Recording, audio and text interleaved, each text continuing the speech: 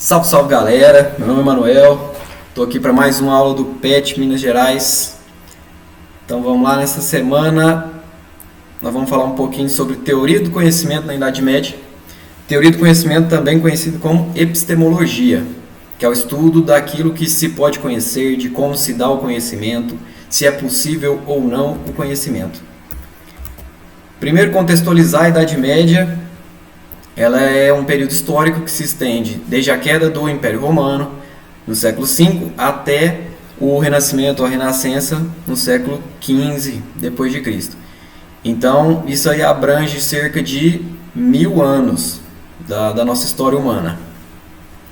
Nesse período era muito comum haver os filósofos religiosos, os filósofos que defenderam a fé cristã. Nós vamos tratar de dois logo. E o principal método, a principal forma de lidar com a filosofia nessa época era a apologética. Porque a ideia era explicar os dogmas religiosos. Então, a ideia era defender a fé de uma forma racional, defender a fé cristã. Para eles, a razão ela auxiliava e era subordinada à fé cristã. Então, num nível de prioridades, a fé tem um nível mais alto e a razão tem um nível mais baixo. O primeiro, Agostinho de Hipona, ele é considerado como um dos pais da igreja. A gente dá o nome para isso de patrística. Ele teve forte influência de Platão, de modo geral, especialmente na epistemologia. Platão entendia que havia uma realidade inteligível além da nossa realidade material. Então, inspirado nisso, Agostinho propôs a teoria da iluminação.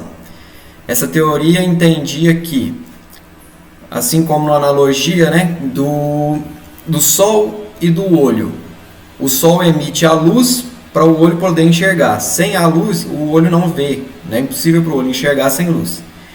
E aí, para Agostinho, ele entendia isso de uma forma religiosa. Ele entendia que Deus era análogo ao sol, ele emitiu uma luz divina, uma inspiração divina, e a mente humana era análoga ao olho. Então, a mente humana, iluminada por Deus, poderia atingir o conhecimento, poderia atingir a sabedoria.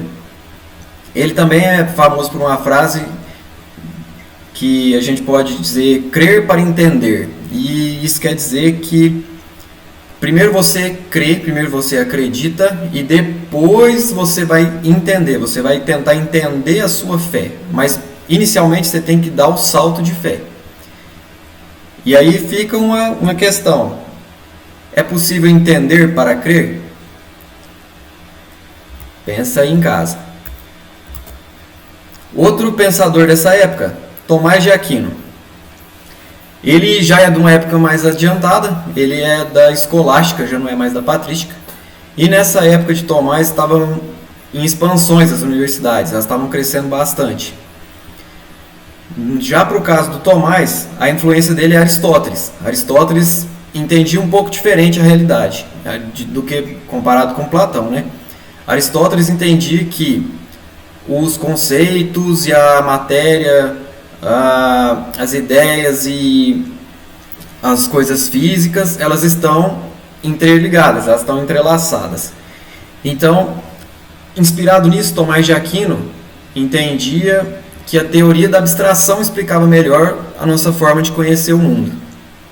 Então, você, ao interagir com o objeto, por exemplo, olhar para um celular, você está vendo ali a matéria e a forma. A matéria é a parte física, são os componentes ali de metal, de vidro, de plástico, os chips, etc. A tela, etc. Enquanto que a forma é esse conceito de celular, essa noção celular. Então, aí, por meio dessa interação com o objeto, você seria capaz de abstrair esse conceito, abstrair essa essência celular que tem no objeto. E pro Tomás, desculpa, os dogmas cristãos têm prioridade sobre a razão. Ou seja, quando a Bíblia fala alguma coisa e a razão tenta me mostrar outra, eu devo optar pela Bíblia ou pelo dogma. Então, aí vocês pensem em casa, se essa é uma posição bacana, se faz sentido isso ou não. Aqui tem uma figura, um desenho, né, uma ilustração de um ambiente acadêmico naquela época, na época dos séculos 10, 11, 12, por aí.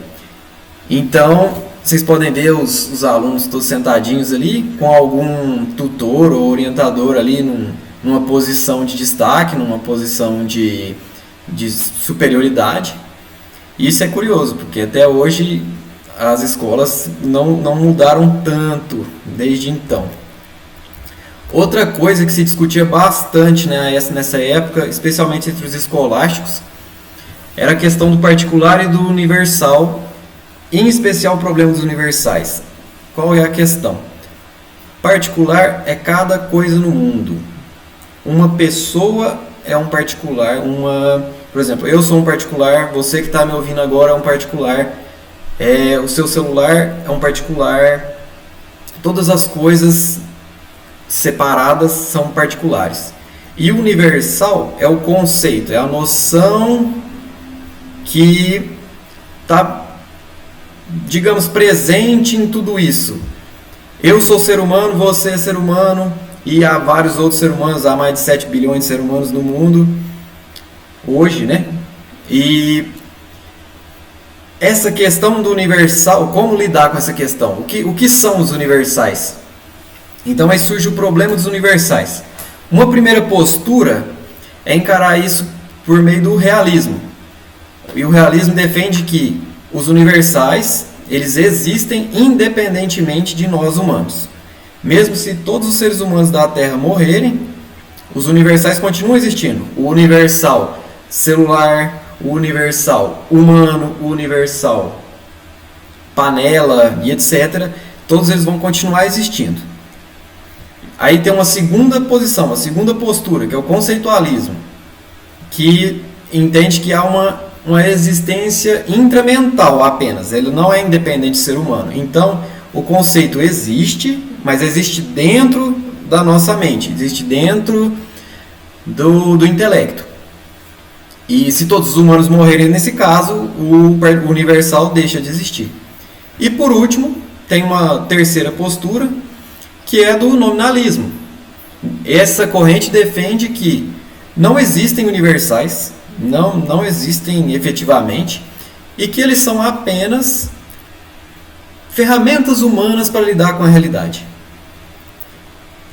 Aí tem aqui uma figura, uma foto na verdade, que a gente vê alguns elementos interessantes. Tem 3 pitangas aqui em processo de amadurecimento. E curiosamente a gente dá o nome para essas três entidades, esses 3 entes, de pitanga. Pitanga, pitanga, pitanga. Elas são claramente diferentes, elas têm uma cor diferente, um tamanho diferente, mas curiosamente a gente chama as 3 de pitangas. Temos também as folhas, que tem várias folhas diferentes, elas têm formatos diferentes, tamanhos diferentes, cores ligeiramente diferentes. Os galhos. Então, tudo isso são universais. Pitanga, galho, folha. E aí, o que vocês acreditam? O que vocês entendem que acontece? Esses universais existem, independente de nós, eles existem na nossa mente, ou eles não existem, são apenas construções humanas para lidar com a realidade? Agora, resolvendo aqui a atividade 1 do PET dessa semana. Eu não vou ler tudo aqui, mas ele fala aqui brevemente sobre cosmologia, a questão do mundo sublunar, supralunar. Supralunar não está escrito, mas também faz parte dessa cosmologia, essa forma de encarar a realidade. E a inspiração para isso aqui é Aristóteles. Aristóteles que entendia que havia essa separação, e Aristóteles tinha umas teorias curiosas sobre como funcionava a questão do planeta Terra, a questão da água, do fogo, da terra e do ar. São coisas curiosas. Para quem tiver interesse, pode estudar em casa. Sumir aqui rapidinho. A atividade 2, ela vai falar aqui da questão da razão e da fé, né? A relação entre essas coisas na tradição religiosa. Então vamos lá. Refletindo, item A. A encíclica papal está em contradição com o pensamento de São Tomás de Aquino, refletindo diferença de épocas. Não, na verdade não. A encíclica, que é uma carta direcionado para os bispos da igreja, o Papa escreve uma carta para os bispos, né, para ordenar o funcionamento interior da igreja. Ela não está em contradição, ela está de acordo com São Tomás. Então, não é essa. Item B, a encíclica procura complementar, porque São Tomás colocava a razão natural acima da fé. Não, está incorreto. A fé está acima da razão. Então, elimina também. Item C, a igreja medieval valorizava a razão mais do que a encíclica. Não, também não. As duas estão alinhadas, as duas coisas. Tanto a ideologia de Tomás e a ideologia dos filósofos, quanto a ideologia dessa encíclica aí. Não é esse também. Item D.